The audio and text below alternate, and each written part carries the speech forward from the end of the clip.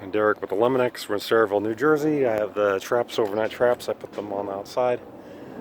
There's a raccoons going up on in the attic with the babies. So I gotta, after a day or two, if I hear any noise, the babies don't come out, I'll go up there and retrieve them by hand. We got a couple possum. We got a black cat. That's the resident black cat.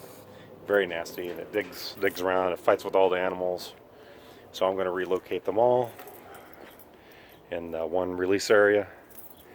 So, you know, the cat's very feisty, very aggressive, so I don't want to stress it out too much. But I don't want to release it. It's a stray, and you can't take it to a shelter. You know, it's too old to get adopted. So we're just going to release it like in an area where there's water and sufficient food. They're scavengers. They don't need to be around here fighting with domestic pets and children, especially come here on the corner. You want a cat. People want to go up to the cat and pet it, and it turns out to be, right? You gonna pet something like that? Crazy? No way.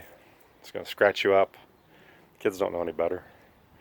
Okay, so we're gonna all release these guys in a humane way. They're gonna be happy.